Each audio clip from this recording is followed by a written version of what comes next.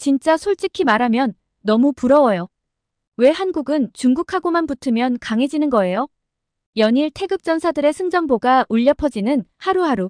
파리올림픽의 졸속 행정과 각종 사건 사고가 이어지고 있지만 한국을 대표하는 국가대표들의 활약은 그 어느 때보다 눈부신데요.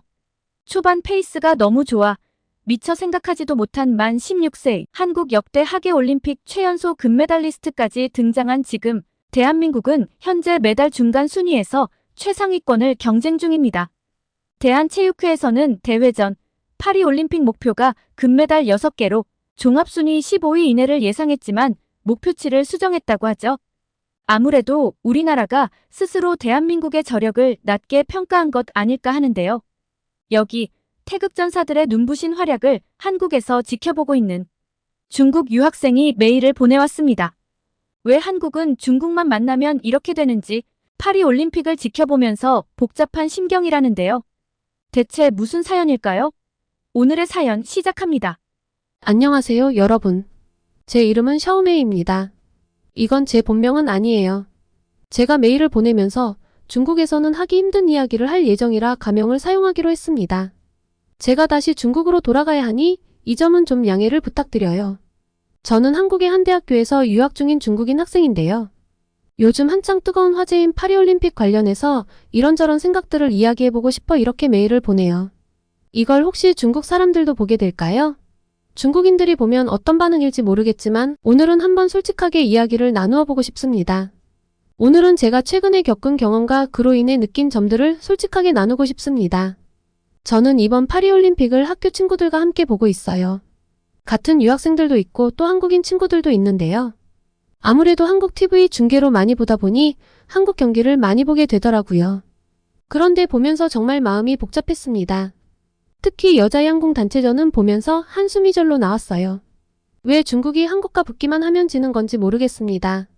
이번엔 정말 이길 수 있을 거라고 믿었는데 말이죠. 사실 올해 초만 해도 중국 양궁팀의 전망은 밝아 보였습니다. 4월과 5월에 열린 1회차 월드컵에서 우리가 한국을 2번이나 이겼으니까요. 게다가 한국의 에이스 안산 선수가 대표팀에서 탈락했다는 소식도 들렸습니다. 이번엔 가능할지도 몰라라고 생각했죠. 하지만 결과는 또 한 번의 패배였습니다. 한국은 10연패를 달성했고 우리는 또다시 은메달에 그쳤습니다. 정말 이해가 되지 않았습니다. 어떻게 한 나라가 이렇게 오랫동안 한 종목을 독점할 수 있는 걸까요? 은메달만 5개째인 중국이라니 한국이 마치 거대한 장벽처럼 느껴졌습니다. 더 놀라운 건 한국 양궁팀의 선수층이었습니다. 직전 올림픽에서 금메달을 딴 선수들이 이번에는 출전조차 하지 못했으니 그만큼 경쟁이 치열하다는 뜻이겠죠.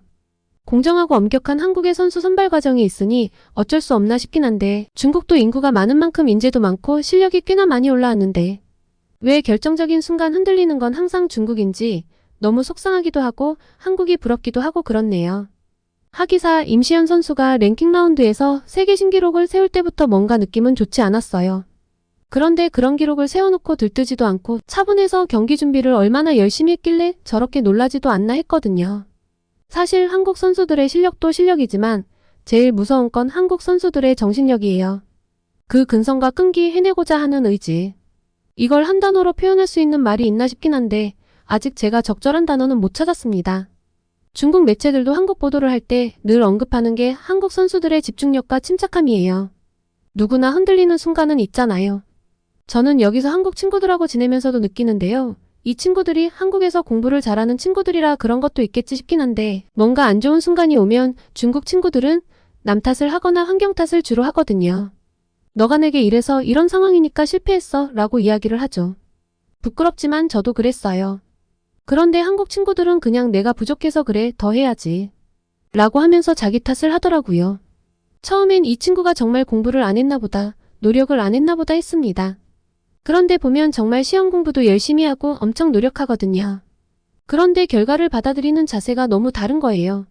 한국 양궁을 보며 이런 것들이 스쳐 지나가 마음이 좀 복잡했어요. 물론 한국 양궁의 성공에 있어 오랜 노하우, 그리고 현대자동차에서 개발한 슈팅 로봇 등 첨단 기술의 지원도 있겠지만 그것만으로는 설명할 수 없는 뭔가가 확실하게 있다는 것이 제 생각입니다. 남자 단체 양궁에서도 김재덕 선수는 벌이 손에 앉은 데다가 조준점 사이로 날아가며 슈팅을 방해하는데도 평정심을 잃지 않고 10점을 쏘는 걸 보며 그 생각은 이제 확신이 되었어요. 한국인들이 가지고 있는 그 독특한 정신이라고 해야 할까요? 마인드라고 해야 할까요? 그걸 중국 사람들이 흡수할 수 있다면 우리 중국 대표팀도 엄청나게 성장할 것 같긴 한데 저도 그렇지만 이게 문화 차이도 있는 건지 단순히 한국에 있다고 다 내 것이 되는 건 아닌 느낌입니다. 양국만 봐도 우리 중국 대표팀도 한국인 감독님인 권용학 감독님이 이끌고 계시잖아요. 하지만 한국과 같은 한국인 감독인데도 다 배우기는 어려웠던 것 같아요. 인도 양궁이 엄청나게 발전하다가 한국 감독님이 빠진 이번 경기부터 우르르 무너져서 존재감이 거의 먼지에 가까운 걸 생각하면 한국인들이 가지고 있는 정신적인 영향력이 꽤 큰 건 확실하다고 보입니다. 그런데 왜 중국은 결정적인 순간에 질까요? 이걸 가지고 중국의 익명 커뮤니티에서 자기들끼리 이것저것 이야기를 하길래 저도 한국 양궁의 성공 비결을 알아보려고 이것저것 찾아봤습니다. 놀랍게도 한국은 현대자동차에서 슈팅 로봇까지 개발해서 선수들을 지원했네요.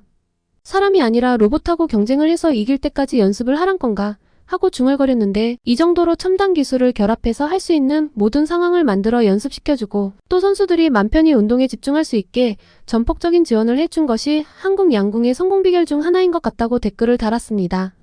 그런데 다들 하나같이 하는 이야기가 기술적인 지원만으로는 설명할 수 없는 뭔가가 있다는 거예요. 꼭 한국에 와서 살아보지 않아도 알 사람은 알고 있구나 싶었죠. 이걸 중국 선수들도 느껴서 이미 귀에 눌린 걸까요? 한국인들의 그 독특한 정신력이라고 해야 할까요? 마인드라고 해야 할까요? 중국의 에이스 리지아만 선수의 말에 의하면 한국 선수들이 화살을 당길 때 얼굴에 긴장한 기색이 전혀 없었다고 해요. 그 모습을 보고 오늘 우리가 이길 수 없는 상대를 만났다는 걸 직감했다고 하더라고요. 40년 올림픽 결승전 무패 기록이 그냥 쓰여진 게 아니라는 걸 뼈저리게 느꼈다는 말에 저도 깊이 공감했어요. 40년간 한 번도 금메달을 내주지 않았다는 건 단순한 우연이 아니라 이미 정신적으로 우위에 서 있기 때문에 가능한 것 같습니다. 제가 이렇게 생각을 글로 정리하면서 서서히 깨닫게 되네요. 그래도 참 신기한 건 한국에 와서 보니 양궁이 그렇게 인기 있는 대중적인 스포츠가 아니라는 점입니다. 저는 한국에 오기 전까지는 한국 양궁이 중국의 탁구 느낌이라 중국 사람들이 탁구를 많이 치는 것처럼 한국 사람들은 활을 다들 많이 쏘는 줄 알았어요. 그런데 아니더라고요. 제가 보기에 한국 사람들은 축구나 야구를 훨씬 좋아하는 것 같은데 한국 사람들은 왜 이렇게 다양한 종목에서 천재가 뚝뚝 떨어지는 느낌일까요? 스포츠가 다양하게 발달하지 않은 나라인 것 같은데 왜 이렇게 다양한 종목에서 뛰어난 사람들이 튀어나오는지 궁금합니다. 특히 양궁은 생활 스포츠도 아닌데 말이죠. 이걸 가지고 일본에서 온 친구랑도 이야기를 해봤는데 그 친구도 엄청 분하다고 하더라고요. 인구수로 따지면 한국이 제일 꼴등인데 왜 매번 한국인이 갑자기 나타나서 뿅 하고 1등을 가져가 버리는 건지 모르겠다고요. 체육뿐만 아니라 음악도 그렇고 이상하게 한국과 붙으면 죽어라 노력한 게 허무해지는 느낌이라나요. 솔직히 말하면 처음에는 한국 선수들을 이기지 못해 속이 상했습니다. 하지만 이제는 그들의 실력과 정신력을 인정하게 되었죠. 어쩌면 우리가 한국에 자주 지는 것도 그들에게 배울 점이 아직 많다는 뜻일지도 모르겠습니다. 아니 많죠. 일본 친구는 엄청 투덜대던데 저도 처음엔 인정하기 싫었어요. 이렇게 유학을 왔지만 전 처음에 한국에 대한 편견이 좀 강했거든요. 편견이라기보다는 다 아는데 내가 스스로 인정하기 싫은 느낌이랄까요? 이렇게 좀 이중적인 마음이었던 데에는 인터넷에서 본 댓글 탓도 있던 것 같습니다. 한국 사람들은 고기와 수박을 제대로 못 먹는다. 빈부격차가 엄청 심하다는 등의 말들이요. 심지어 한국 유학을 준비하면서 어머니는 너 고기도 제대로 못 먹고 그러면 어떻게 하니? 하면서 제게 한국에서 먹을 게 부족하거나 부실하면 바로 연락하라고 신신당부를 하셨습니다. 바로 국제 택배로 통조림이든 뭐든 붙여주시겠다고요. 지금 엄청 황당하시죠? 당연히 엄마는 그런 택배를 보낼 일이 없었어요. 어머니께서 잘 믿지 못하시길래 제가 오죽하면 마트에 가서 영상통화까지 했겠어요. 아, 물론 한우는 비싸요. 그런데 뭐 꼭 한우를 먹어야 하는 건 아니니까요. 다른 육류는 충분히 먹을 만한 가격대이고 해산물도 풍부했어요. 제 한국 친구들 보면 정말 잘 먹어요. 오늘은 오징어, 내일은 광어, 모레는 소고기. 다양한 음식을 즐기는 모습을 보면서 한국인이 고기를 못 먹는다는 말이 얼마나 황당한 소리인지 알게 됐는데 그때 생각을 하면 아직도 얼굴이 화끈거립니다. 그런데 그보다 놀라운 건 한국의 교육 수준이었어요. 한글이 배우기 쉬워서 그런지 문맹률이 거의 없다고 해요. 조선의 위대한 왕이 만든 한글 덕분에 한국은 세계에서 가장 문맹이 없는 나라가 되었다고 하더라고요. 반면 중국은 한때 문맹률이 80%에 달했으니 정말 큰 차이죠. 그래서 그럴까요? 사실 부모님이 꽤 돈을 잘 버셔서 저희는 중국에서 꽤 잘 사는 편임에도 불구하고 한국 사람들의 생활 수준이 전반적으로 더 높아 보였어요. 그리고 무엇보다 다들 깔끔하고 예의를 지켜주는 모습이 인상적이었습니다. 아마도 높은 교육 수준 덕분이 아닐까 합니다. 제가 이런 이야기를 하려고 익명으로 메일을 쓴 거기도 해요. 올림픽에서 누가 이기고 지고 이런 것도 흥미로운 관심사이지만 저는 그 뒤에 숨은 한국인들 특유의 마인드, 정신력 이런 것들을 더 많이 느꼈거든요. 그런데 중국에서는 이런 이야기를 대놓고 하기가 어려워요. 이런 이야기를 제 개인 SNS에 대놓고 하면 아마 전 댓글 테러와 신상정보 공개로 나만 할 수가 없을 거예요. 인정할 건 그냥 인정하고 배울 건 배우고 성장할 수 있는 부분은 성장하면 좋을 텐데. 이게 아까 제가 말한 인정하고 받아들이느냐, 주의 탓을 하느냐의 차이 같습니다. 이번에 금메달을 딴 오상욱 선수 역시도 배울 점이 너무나 많죠. 사실 전 처음에 그의 잘생긴 외모 때문에 관심을 가졌어요. 큰 키, 다부진 체격, 조각 같은 얼굴까지 제가 좋아하는 드라마 속 한국 남성들보다 더 연예인 같은 얼굴인데 이 사람이 진짜 운동선수 맞냐고 한국 친구들에게 몇 번이나 물어봤는지 몰라요. 그래서 이번에 오상욱 선수를 엄청 응원하면서 봤거든요. 단순히 그냥 얼굴만 보고 끼아하며 좋아한 느낌이라 좀 부끄럽긴 한데 이해해주세요. 잘생기긴 잘생겼잖아요. 하지만 경기를 지켜보다 보니 그의 실력과 인성을 알게 되어 더 큰 감동을 받았습니다. 오상욱 선수가 결승전에서 보여준 페어플레이 정신에 한 번 더 반해버렸거든요. 상대 선수가 넘어졌을 때 그를 공격하는 대신 일으켜 세워준 모습에 제 심장이 얼마나 흔들렸는지 몰라요. 심지어 경기 시작 신호를 못 들은 상대 선수에게 경기가 시작됐다고 알려주는데 중국 커뮤니티 댓글은 폭발했습니다. 중국에서 이 소식을 전하는 캐스터들도 제가 정말 놀라운 장면을 보았습니다. 오상욱 선수의 행동이 얼마나 굉장한 일인지 말로 표현할 수 없습니다. 오상욱 선수는 올림픽 정신 그 자체였습니다. 라며 감탄하는데 다 반해버렸다 싶었죠. 게다가 키도 크고 잘생겨서 지금 중국에서는 오상욱 선수 팬클럽이 만들어지려고 합니다. 벌써부터 사람들이 인터넷에서 모이고 있어요. 결국 이렇게 다들 한국에 관심도 많고 한국 좋은 것도 알고 한국 사람들 좋은 것도 아는데 왜 대체 이렇게 댓글에서는 다른 이야기들을 해대고 있을까요? 제가 유학을 온 지 이제 1년째거든요.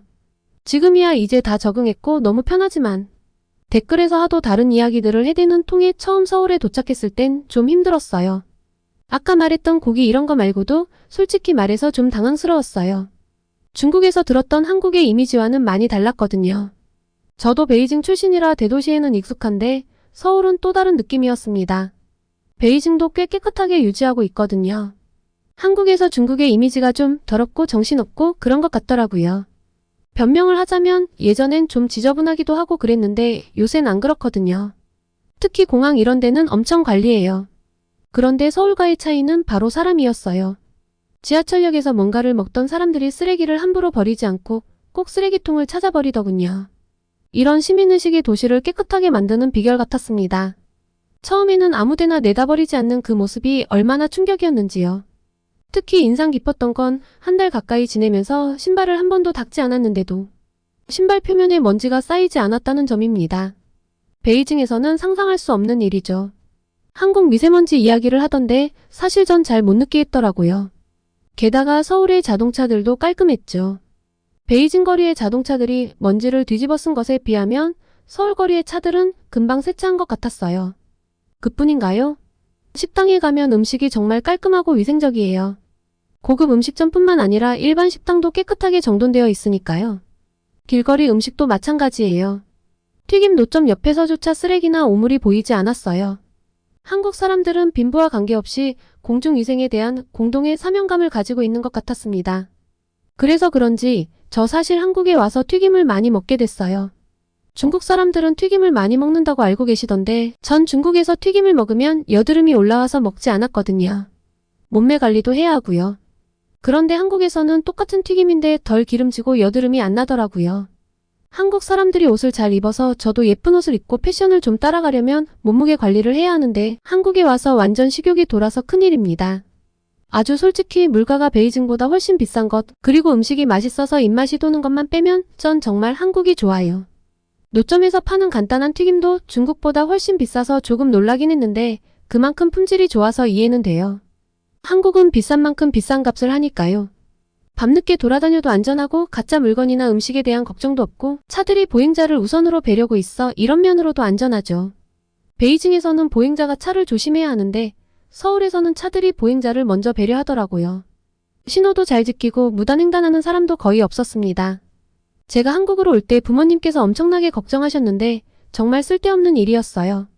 1년 남짓 한국 생활을 하면서 가장 크게 느낀 건 작은 것 하나하나에 신경 쓰는 한국인들의 섬세함이었습니다.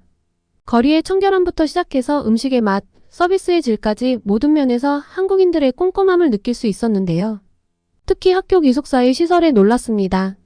각 건물마다 식당, 스터디룸, 체육관, 독서실, 활동실은 물론이고 의류 세탁, 건조, 다림질 장비까지 갖추고 있었어요. 심지어 인쇄 장비까지 있어서 부족한 게 전혀 없었죠. 더 놀라운 건 시설 관리였어요. 뭔가 고장나면 중국과 달리 처리 속도가 정말 빨랐습니다. 보통 하루도 안 돼서 수리가 완료되더라고요. 공중화장실 문화도 정말 감동이었습니다. 모든 공중화장실에 휴지가 비치되어 있어요. 그것도 무료로요. 중국에서는 상상도 못할 일이죠. 제가 좀 칠칠 맞아서 중국에 제 집에 가면 손수건이 엄청 많거든요. 하도 흘리고 다니니까 어머니께서 늘 챙겨주셨는데 이번에 한국으로 오면서도 손수건을 많이 챙겨주셨어요. 그런데 한국과 관련해서 어머니께서 하신 걱정은 하나같이 별 의미가 없네요. 핸드타월과 휴지가 이렇게 잘 갖춰져 있는데 손수건을 잊어버릴 일이 없잖아요. 게다가 화장실이 중국보다 훨씬 깨끗해서 놀랐는데요. 심지어 화장 거울까지 있어서 남녀노소 할 것 없이 거울 앞에서 화장을 하고 옷을 다듬는 모습을 볼 수 있었죠. 화장실이 깨끗하니까 이렇게 양치도 하고 화장도 고치고 편하게 사용하는구나 싶어서 이건 정말 놀라우면서도 좋았어요. 이런 경험들을 하면서 한국에 대한 제 인식이 많이 바뀌었습니다. 처음에는 좀 질투나는 나라, 알고 보면 문제가 많고 중국에 비해서 뒤처진 부분들이 많은 나라라고 생각했는데 이제는 정말 배울 점이 많은 나라라고 느낍니다. 특히 시민의식과 공공질서, 그리고 어떤 문제를 대하는 태도에 있어서는 중국 사람들도 생각을 좀 바꿨으면 좋겠어요. 이번 올림픽을 보면서 제가 다시 느끼게 된 걸 익명 커뮤니티를 보면 다들 느끼고 있는 것 같긴 한데 중국 사람들 전체가 다 바뀌기는 어렵겠죠? 한 나라의 발전은 단순히 경제적인 성장만으로는 이루어질 수 없다는 걸 참 많이 깨닫는 요즘인데요. 단순히 겉보기로만 발전하는 것이 아니라 시민들의 의식 수준, 사회 시스템, 그리고 세세한 부분까지 신경 쓰는 문화가 함께 발전해야 진정한 선진국이 될 수 있고 또 이런 정신적인 부분이 발전이 되어야 사회 전반뿐만 아니라 스포츠, 예술 등의 문화에도 좋은 영향을 끼쳐서 다 같이 발전할 수 있다고 보여요. 물론 한국이라고 모든 게 완벽한 건 아니겠지만 적어도 제가 경험한 한국은 정말 살기 좋은 나라 같아요. 앞으로 남은 유학생활 동안 한국의 좋은 점들을 더 많이 배우고 싶습니다. 그리고 언젠가 중국으로 돌아가면 이곳에서 배운 것들을 우리 사회에도 적용해볼 수 있었으면 좋겠네요. 개인적으로 제 인생관이 많이 바뀌게 된 나라라 처음에는 그저 유학생활을 잠깐 하다 돌아갈 생각이었는데 이제는 한국에 더 오래 머물고 싶은 마음이 들어서 최대한 오래 머물러 보고 싶긴 하지만요. 실은 졸업 후에도 한국에서 취업을 하고 싶은 마음이 커져서 이것저것 알아보는데요. 현실적인 어려움도 있어요. 비자 문제도 있고 또 요즘 한중 관계가 예전만큼 좋지 않아서 중국인에 대한 인식이 안 좋아진 것 같아 걱정됩니다. 졸업하는 시점에 저처럼 한국어와 중국어를 다 하는 사람들에 대한 수요가 얼마나 있을 것인가 하는 고민도 있고요. 실제로 한국에 유학을 왔던 중국인 친구들, 선배들 중에서 한국 회사 취업에 성공한 경우가 많지 않아요. 또 능력이 출중해도 언어나 문화적 차이 때문에 어려움을 겪는 경우가 많다고 합니다. 이런 얘기를 들을 때마다 제 꿈이 너무 비현실적인 건 아닌가 하는 생각이 들기도 해요. 그래도 포기하고 싶지는 않습니다. 한국에서 배운 것들, 경험한 것들이 제 인생의 큰 자산이 될 거라고 믿기 때문이에요. 만약 한국에서의 취업이 어렵다면 중국으로 돌아가서 한국 관련 일을 하는 것도 좋은 대안이 될 수 있을 것 같고요. 한국 문화와 언어를 잘 아는 사람에 대한 수요가 중국에서도 여전히 많으니까요. 한국인 특유의 어떤 일을 하든 최선을 다하는 모습, 그리고 끊임없이 자기 개발을 하는 자세를 보면서 저도 많은 자극을 받았습니다. 이런 문화 속에서 일하고 성장하고 싶다는 생각은 굴뚝 같지만 여의치 않다면 중국에 돌아가서라도 한국과의 연을 계속 이어가 보고 싶네요. 올림픽을 이야기하다가 이렇게 한국에 대한 이야기까지 다 이야기해봤는데요. 사실 부모님께도 이렇게 솔직하게 이야기를 못 해봤어요. 부모님께서 열성 공산당원이셔서요. 다 털어놓으니까 속이 시원하기도 하고 기분이 묘하기도 하네요. 마치 짝사랑하는 사람에게 고백한 느낌이랄까요? 앞으로의 길이 쉽지는 않겠지만 이 모든 경험이 제 인생의 큰 자산이 될 거라고 믿습니다. 한국에서 보낸 시간, 만난 사람들, 배운 것들. 이 모든 것이 제 미래를 만들어가는 소중한 밑거름이 될 거예요. 어떤 선택을 하든 후회 없는 삶을 살아보려고 합니다. 앞으로 또 올림픽에서 중국과 한국이 맞붙는 일은 없이 중국과 한국 모두 올림픽에서 좋은 성과를 냈으면 좋겠네요. 날씨가 많이 더운데 다들 건강한 여름 보내세요. 오늘은 한국에서 파리올림픽을 지켜보며 한국과 한국인에 대한 생각을 솔직하게 이야기하고 싶었던 중국인 유학생의 사연을 소개해드렸습니다. 오늘의 사연이 마음에 드셨다면 구독과 좋아요를 눌러주세요. 여러분의 구독과 좋아요는 계속해서 좋은 사연을 소개할 수 있는 힘이 됩니다. 이상 감동저장소였습니다.